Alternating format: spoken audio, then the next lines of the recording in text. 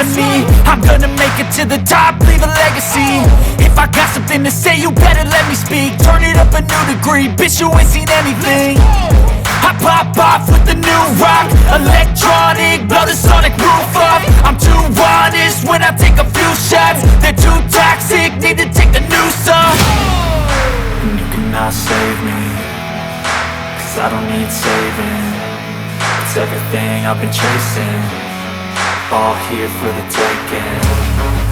Don't wanna test your luck with me, I think I've had it. Up everyone, it's your host with the most. I'm Ben, back with That Damn Figure Show, and as you can see here, I have a new goodie today. Now, I am a fan of Star Wars and such. I do love the lore and stuff like that, but I wasn't really a big fan of the figures and such. But being into 1:18 scale stuff now and 3.75 scale figures now, I was like, oh, these are pretty good. And I did get it. I got this figure and I'm like, oh, it does look great. I love it. It looks cool. But I got it for another reason. I got it because this character, Greef Karga, is played by Carl Weathers. And if you guys don't know, Carl Weathers was in the first Predator movie back in the 80s. So I got this figure so I could do a head swap of one of the Marine figures from Halo. So stay tuned for that. But yes, this is Greef Karga once again from the Mandalorian series. And let's get right into it. This will be a quick one because I'm going to just do a head swap. But as per receiving this figure and looking at it and playing around with it for a little bit, it's a really good figure. I probably don't have to do that at all. I don't have to do a head swap.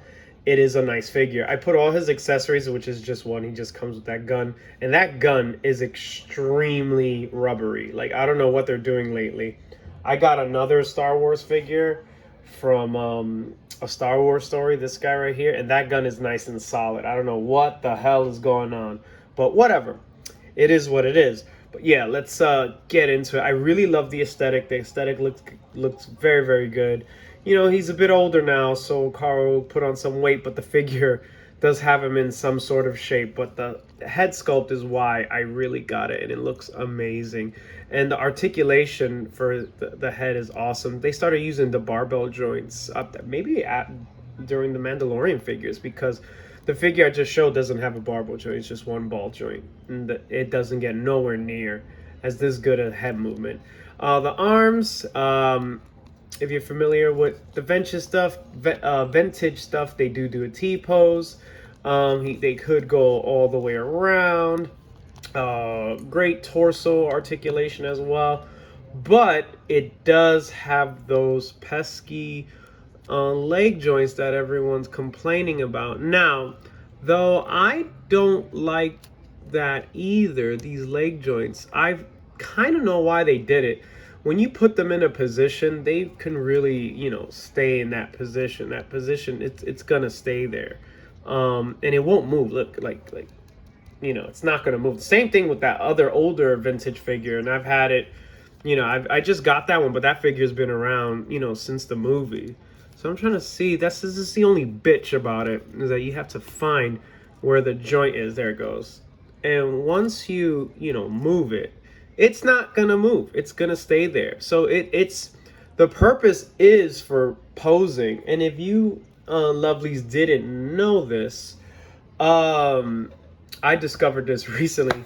Hayatoy's stands work wonderfully well for this figure. As you can see, it holds it perfectly. Let me put the leg down. I just don't want to break it because I am a special brute. So I'm gonna put his legs down, and I'm gonna remove the head, and I'm gonna remove the cape. The cape looks great, by the way, but this is how the figure looks naked. So yeah, it fits great. You could put it on. It makes a little, squeaky sound. Let's do this just so we could, don't want this to go on too long. But yeah, look, he fits on the Hayatoy stand. And this is all the vintage figures. I have four. I have four so far.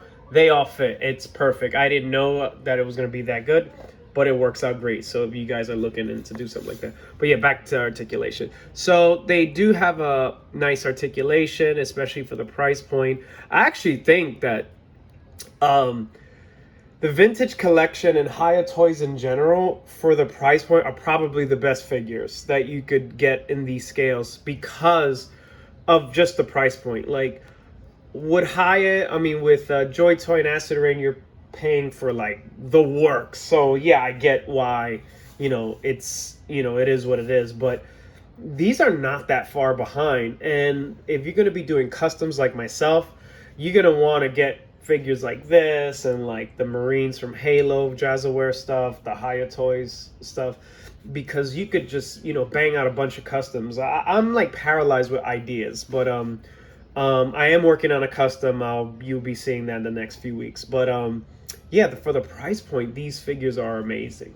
So let's just get into a brief size comparison so that I can cut to what I wanted to do with this figure. All right, so I'm gonna stand him at ease, and let's have him with his fellow peeps from the Star Wars Vintage Collection. I still don't remember this guy's name. I got him for free, and they just send me him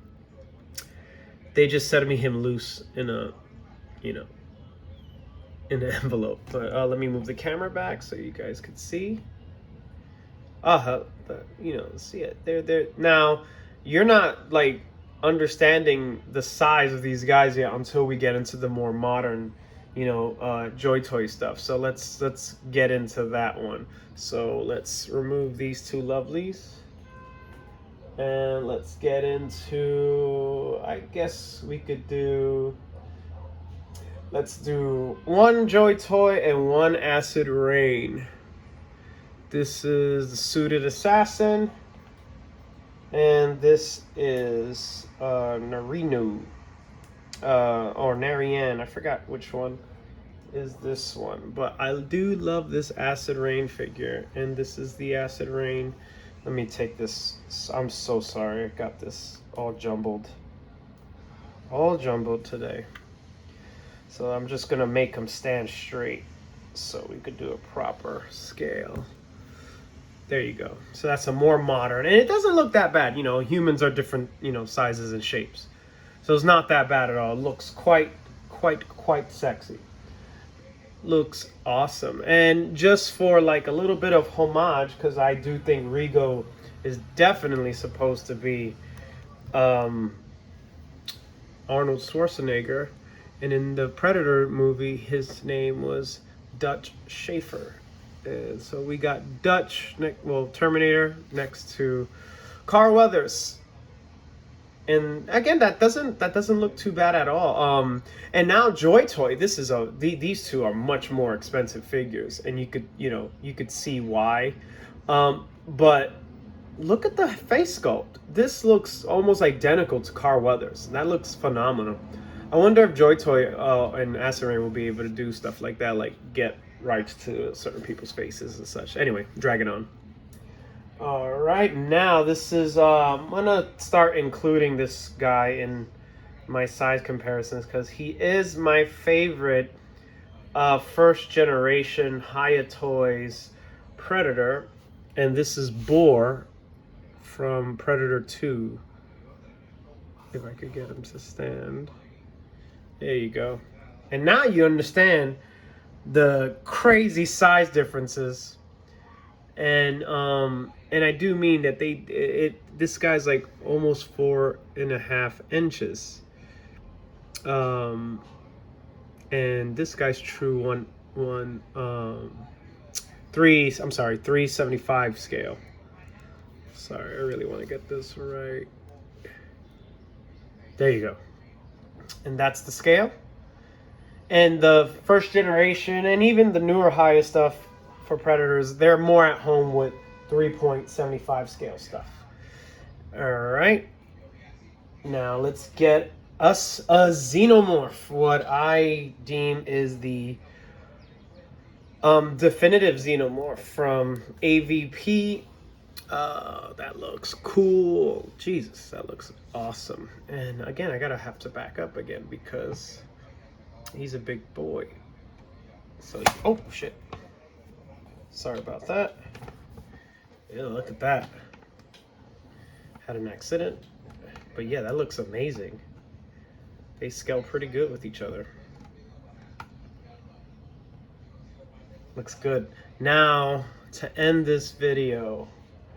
Oh, well, I guess not. I'll show that in front of you guys. But let's get the guy who did him in. This is the version 2 Jungle Hunter Predator. And now, as you can see, this is more like it. This is the scale that you want these figures to be in. This is how you want it. This looks fantastic. If you want even further, you know, head and shoulders above, completely head and shoulders above these vintage collection, and that's how it should be. That looks perfect. That looks amazing. All right, and before we go, let's do the head swap. All right, shall we? We're gonna do a head swap, and you guys can see what I'm talking about. Hopefully it fits. It looks like it's gonna fit. Uh-oh, I don't think it's gonna fit. It's a big hole. Hold on.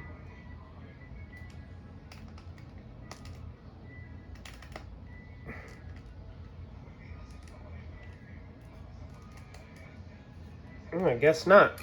Guess it's not gonna fit. But wow, that's a big peg for this guy. But yeah, you could see what I was thinking of doing here, which I have a bunch of others. I have a bunch of other pegs that definitely. Oh, there you go. It fell off.